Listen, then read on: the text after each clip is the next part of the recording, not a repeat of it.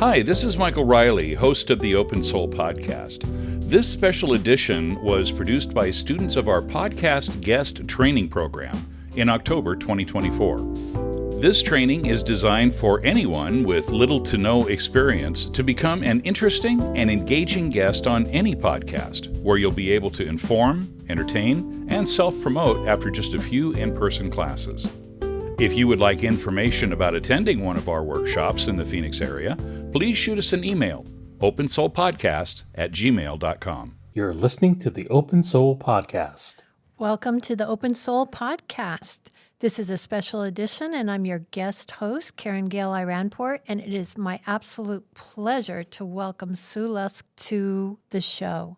Sue, can you tell us a little bit about yourself, where you're from, and how you got so involved into the metaphysical community?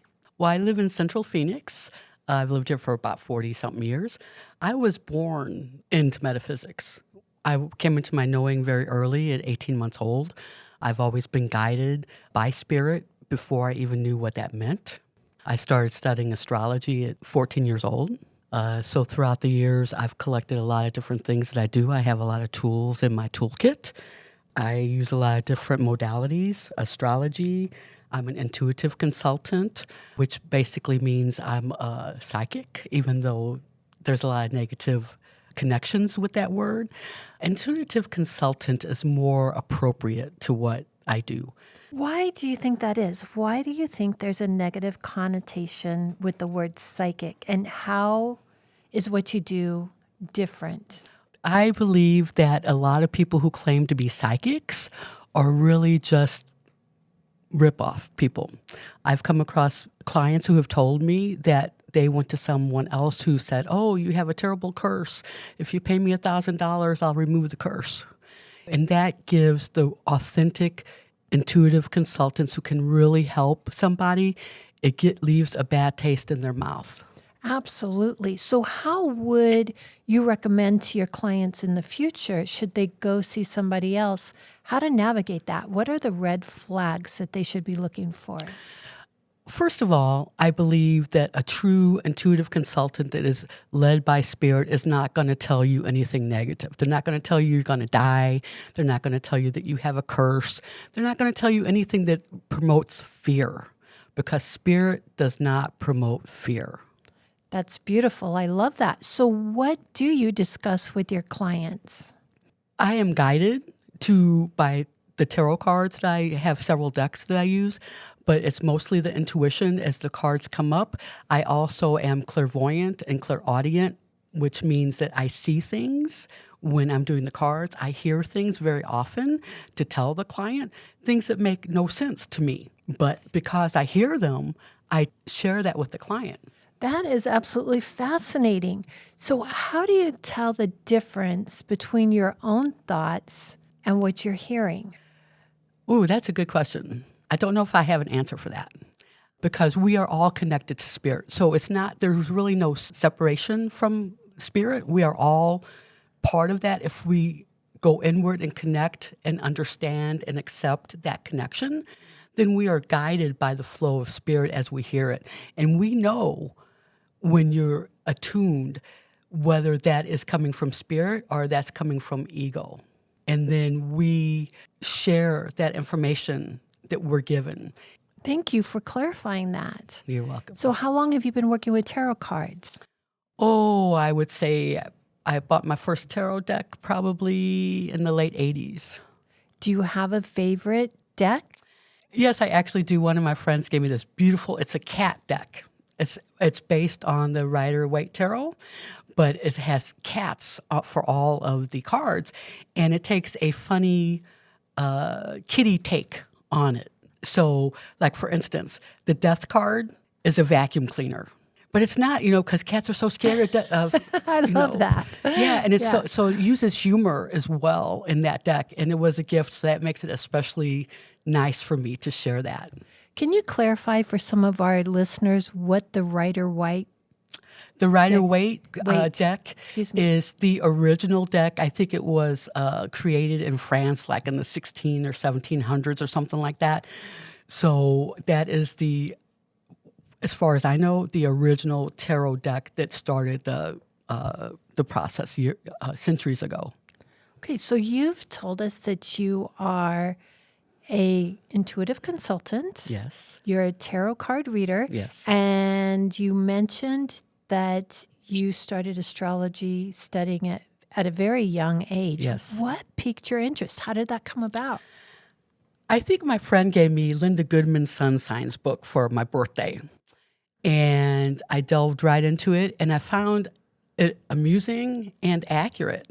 And so as I continued learning about myself, which is the basis of helping others, is know thyself, right? And all the, well, not all of them, but in many cultures and many leaders want people to understand themselves. Not everybody does, because when you understand yourself, you empower yourself, right? Not everybody wants you to be empowered. So as we learn about ourselves, we embrace our individuality and we discover empowerment. And astrology helps people to understand themselves and others better, Absolutely. is what I hear you saying. Yeah, so I think it's very important. I teach a class called Search for Awareness as well, and it's the astrology goes along with that because it's all about self-knowledge, learning to be the best person we are. We're never going to be perfect, not in this realm anyway. So it is, in my opinion, it is our privilege and assignment to become the best person that we can be, so that by learning and embracing our individuality and loving ourselves, warts and all, then we can stand up strong as a beacon for others to embrace themselves, however they are. And as we learn about ourselves, then that gives us the opportunity to improve those parts of ourselves that we're unhappy about.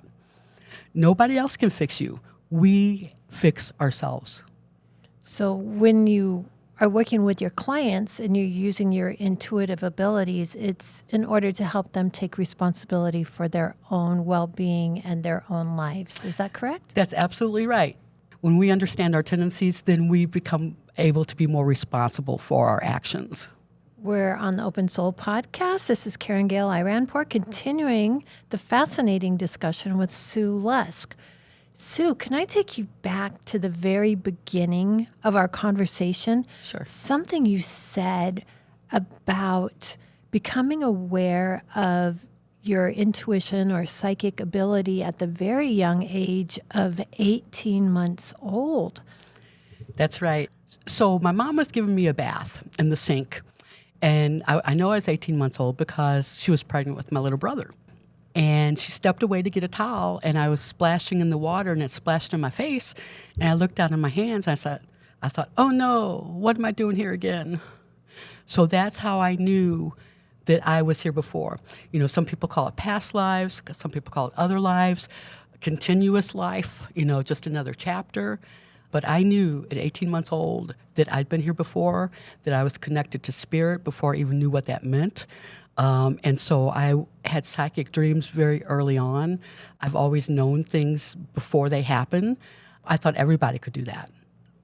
Well, I've heard that those kind of abilities often run genetically through family lines. Do you have family members with similar abilities? I can say this, that when I was young, probably before 5 years old, I could clearly see my great-grandmother, who was full-blood Cherokee, and she was my companion and my protector, and she still is. I just can't see her anymore. So she would be with me early on, and I would feel safe with her. I'm not sure if she was a medicine woman or had any special powers, but I know that it is in my family. My mother's oldest brother was a preacher down in the Ozarks, and he had this little country church. And the last time I saw him, he gave me a big old hug, and I actually felt the energy that he passed on to me. It was so tremendous. I can't even describe how that was. But a big light just enveloped me, and I could feel that energy that he was passing on to me. I'm getting chills right now talking about it. So are you saying that people have the capacity to share energy with other people? Oh, yes, absolutely. In fact, I am an energy mover. I am a Laho-Chi Reiki practitioner. The Laho-Chi came through several ascended masters through the Purple Flame of Saint Germain School. Can you elaborate on what Reiki is for some of our listeners that might not know? Sure. Reiki is an energy healing modality. It is about the moving of energy, removing of blockages. But the most important thing about that is the person looking for that healing has to be open to accepting it, has to be willing to absorb that healing. Well, you are obviously a practitioner with a lot of tools in your toolkit. May I ask, what is your primary go-to or your first meeting with a client like? How do you know which modality would be the best to work with? I trust my guides. I trust my intuition because I have found that that never fails me.